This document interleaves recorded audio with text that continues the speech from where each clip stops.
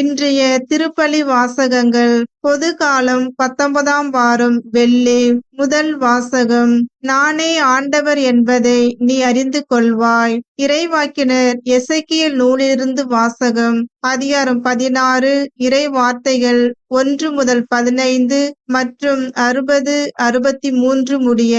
ஆண்டவரின் வாக்கு எனக்கு அருளப்பட்டது. மானிடா, எருசலேமுக்கு அதன் அருவருப்புகளை சுட்டி காட்டு. நீ சொல், தலைவராகிய ஆண்டவர் எருசலேமுக்கு கூறுவது இதுவே. நீ தோன்றியதும் பிறந்ததும் கானான் நாட்டிலே. உன் தந்தை ஓர் எமோரியன், உன் தாய் ஓர் இத்தியல். நீ பிறந்த வரலாறு இதுவே.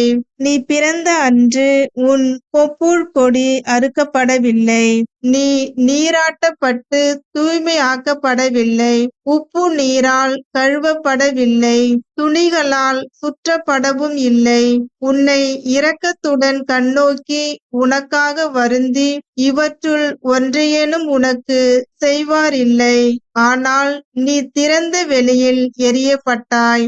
ஏனெனில் நீ பிறந்த நாளிலேயே வெறுத்து ஒதுக்கப்பட்டாய். அவ்வழியாய் கடந்து போன நான் உன் அருகில் வந்து உன் இரத்தத்தில் நீ புரள்வதைக் கண்டு இரத்தத்தில் கிடந்த உன்னை நோக்கி வாழ்ந்திடு என்றேன். ஆம், இரத்தத்தில் கிடந்த உன்னை நோக்கி வாழ்ந்திடு என்றேன்.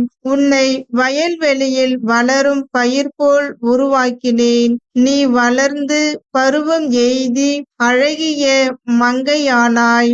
உன் கொங்கைகள் உருப்பெற்றன. உன் கூந்தலும் நீண்டு வளர்ந்தது. ஆயினும் நீ ஆடையின்றி திறந்த மேனியளாய் நின்றாய். அவ்வழியாய் கடந்து போன நான் உன்னை நோக்கினேன். அப்போது நீ காதர் பருவத்தில் இருந்தாய். நான் என் ஆடையை உன்மேல் விரித்து உன் திறந்த மேனியை மூடினேன். உனக்கு உறுதிமொழி தந்து உன்னோடு உடன்படிக்கை செய்தேன். நீயும் என்னுடையவள் ஆனாய் என்கிறார் தலைவராகிய ஆண்டவர். நான் உன்னை நீராட்டி உன் மேலிருந்த இரத்தத்தை கழுவி துடைத்து உனக்கு எண்ணெய் பூசினேன். பூ பின்னல் உடையால் உன்னை உடுத்தி தோல் காலணிகளை உனக்கு மாட்டி மெல்லிய துகிலை உனக்கு அணிவித்து நார்பட்டால் உன்னை போர்த்தினேன். அணிகலன்களால் உன்னை அழகு செய்தேன். கைகளுக்கு காப்புகளும் கழுத்திற்கு சங்கிலியும் இட்டேன். மூக்குக்கு மூக்குத்தியும் காதுகளுக்கு தோடுகளும் தலையில் அழகிய மணிமுடியும் அணிவித்தேன். பொன்னாலும் வெள்ளியாலும் நீ அணி செய்யப்பட்டாய். நார்பட்டும் மெல்லிய துகிலும் பூ பின்னல் ஆடையும் உன் உடையில் ஆயின. மாவும் தேனும் எண்ணெயும் உன் உணவாயின. நீ மிக மிக அழகு வாய்ந்தவளாகி அரச தகுதி பெற்றாய்.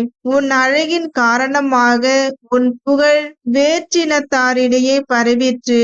என் மாட்சி உன்மேல் பட உன் அழகு நிறைவுற்று விளங்கிற்று என்கிறார் தலைவராகிய ஆண்டவர்.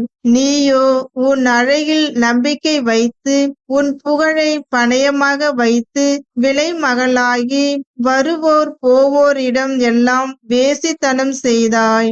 ஆயினும் உன் இளமையின் நாள்களில் உன்னோடு செய்த உடன்படிக்கையை நினைவு கூர்ந்து என்றுமுள்ள உடன்படிக்கையை உன்னோடு செய்வேன். நீ செய்தவையெல்லாம் நான் மறைத்திடும் போது நீ அவற்றையெல்லாம் நினைத்து வெட்கி இழிவு மிகுதியினால் உன் வாயை ஒருபோதும் திறக்க மாட்டாய் என்கிறார் தலைவராகிய ஆண்டவர். ஆண்டவரின் அருள்வாக்கு. இறைவனுக்கு நன்றி. பதிலுரை பாடல். ஏசாயா 12 இறை வசனங்கள் 2, 3, 4, 5, 6. பல்லவி.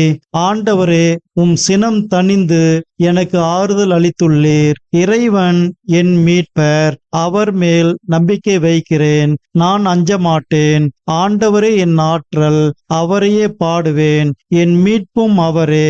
மீட்பருளும் ஊற்றுகளிலிருந்து நீங்கள் அகமகிழ்வோடு தண்ணீர் முகந்து கொள்வீர்கள். பல்லவி. ஆண்டவரே, உம் சினம் தணிந்து எனக்கு ஆறுதல் அளித்துள்ளீர். ஆண்டவருக்கு நன்றி செலுத்துங்கள், அவர் திருப்பெயரை போற்றுங்கள். மக்கள் இனங்களிடையே அவர் செயல்களை அறிவியுங்கள். அவர் திருப்பெயர் உயர்க என பறைசாற்றுங்கள். பல்லவி.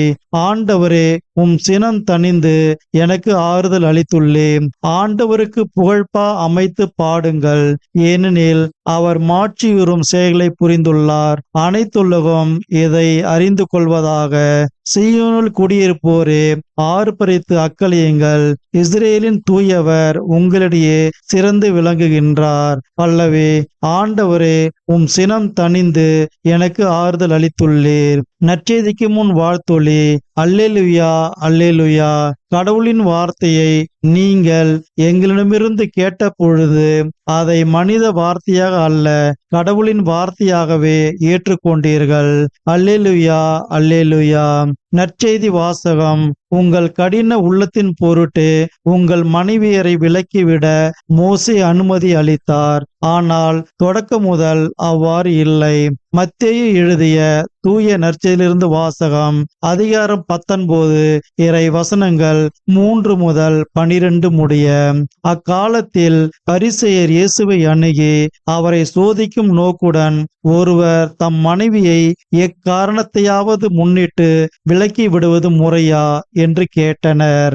அவர் மறுமொழியாக, படைப்பின் தொடக்கத்திலேயே கடவுள் ஆணும் பெண்ணுமாக அவர்களை படைத்தார் என்று நீங்கள் மறைநூலில் வாசித்ததில்லையா என்று கேட்டார். மேலும் அவர், இதனால் கணவன் தன் தாய் தந்தையை விட்டுவிட்டு தன் மனைவியுடன் ஒன்றித்திருப்பான், இருவரும் ஒரே உடலாய் இருப்பர். இனி அவர்கள் இருவர் அல்ல, ஒரே உடல்.